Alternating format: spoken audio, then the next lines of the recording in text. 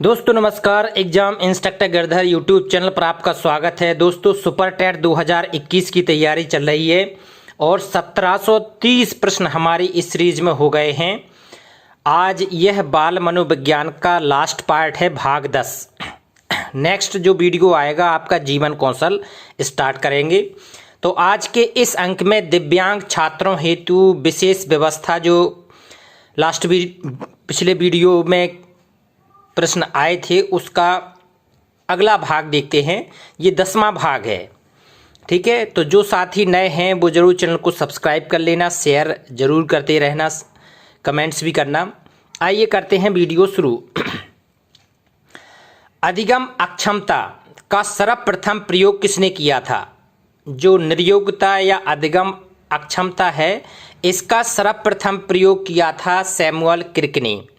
Samuel क्रिक ने इसका सबसे पहले प्रयोग किया था कब? 1963 में।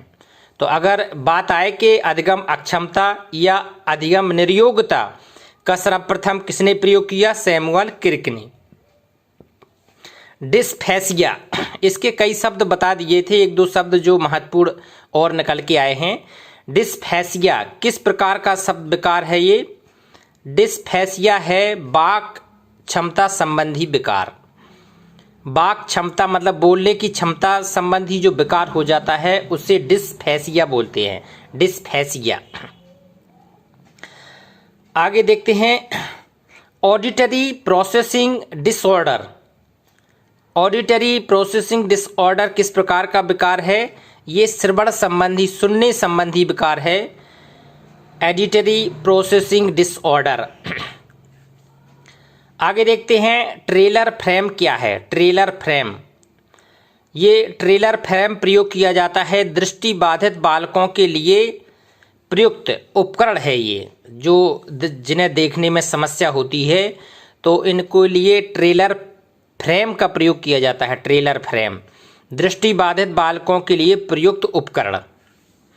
आगे देखते हैं दृष्टिबाधित बालकों को जांच करने के लिए प्रयुक्त उपकरण को क्या कहते हैं?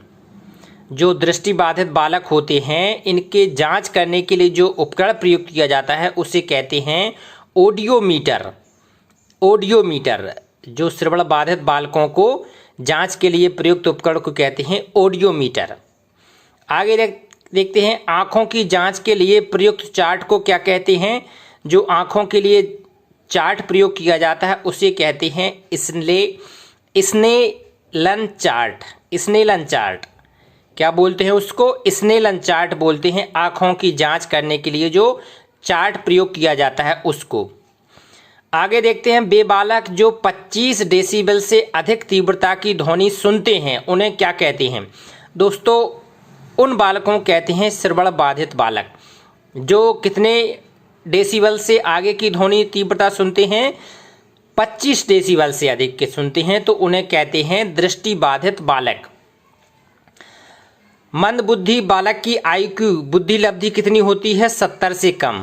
70 से कम होती है, उन्हें मंद बुद्धि बालक कहते हैं। मंद बुद्धि आईक्यू के बालक कहते हैं। इसी की कई कैटेगरियां और हैं।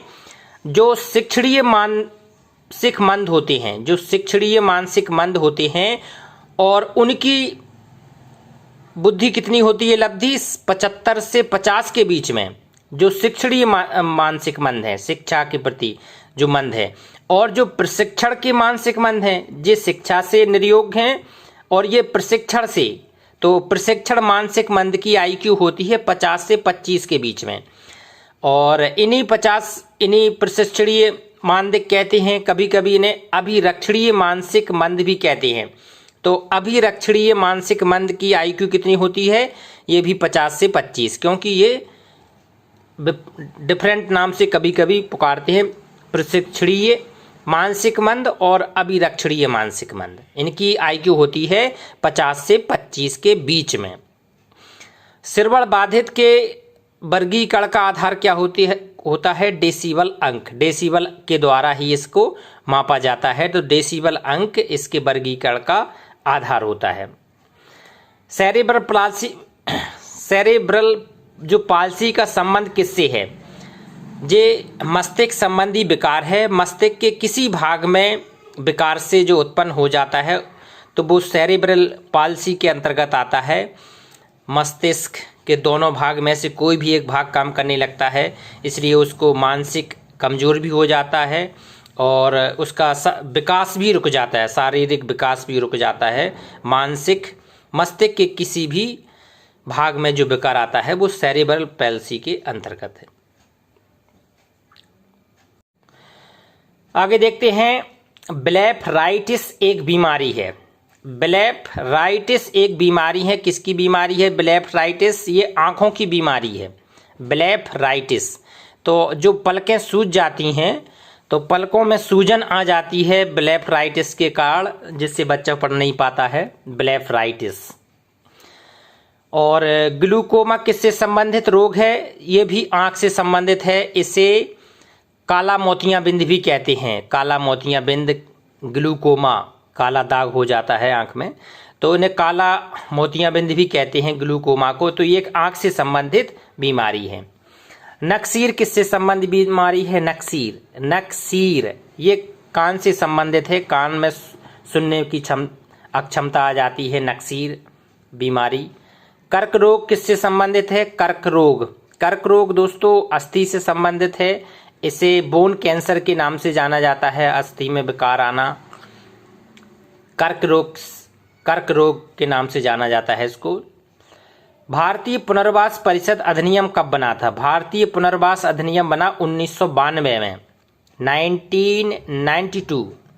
और निःशक्त व्यक्ति अधिकार अधिनियम कब बना? 2014 में। निःशक्त व्यक्ति अधिकार अधिनियम 2014 में।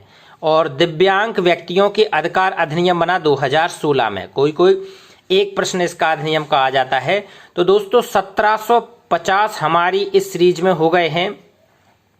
ये हमारी शिक्षक भर्ती की तीसरी सीरीज है। पहली सीरीज में हमने आपको 1500 प्रश्न दिए थे जो 68,500 में आई थी। दूसरे में हमने 2000 प्रश्न दिए थे जो आपकी 69,000 की सीरीज हुई थी उसमें। और तीसरी ये है, इसमें लक्ष्य हमारा 5,000 प्रश्न देने का। तो अभी धीरे धीरे इसको बढ़ा रहे हैं, 1750 हो गई है। नेक्स्ट जो हमारा टॉपिक होगा वो जीवन कौशल। तो जीवन कौशल नेक्स्ट आपका वीडियो आएगा। तो पहले देखेंगे नेक्स्ट वीडियो में कि जो 2 पेपर हुए हैं उसमें जीवन कौशल के कैसे कैसे क्वेश्चन आए हैं और आगे हम किस हिसाब से तैयारी करेंगे कि हमारा ये हो जाएगा। दोस्तों चुनाव के बाद आपके जो ग्राम पंचायत के चुनाव हैं, इसके बाद आपकी टीईटी का एग्ज़ाम है और सीधी बहुत ही जल्दी आपकी ये नई भर्ती आनी है। तो अभी से आप सीरियस रहें, इसके प्रति तैयारी करते रहें, किसी प्रकार की कोई कोताही या ढीला ढाली बिल्कुल भी ना रखें, क्योंकि आप लोगों के लिए सुनहरा अवसर है। इसके बाद ये एक भर्ती और आएगी, इसके बाद फिर बड़ा समस्या हो जाएगी। इसलिए इसको लास्ट वैकेंसी मानकर पूरा तन मन धन पूरी तरह से समर्पित होकर तैयारी करें इसकी, ठीक है। तो जोर लगाना पड़ेगा, जोर लगाएंगे तभी सफलता मिलेगी। नमस्कार।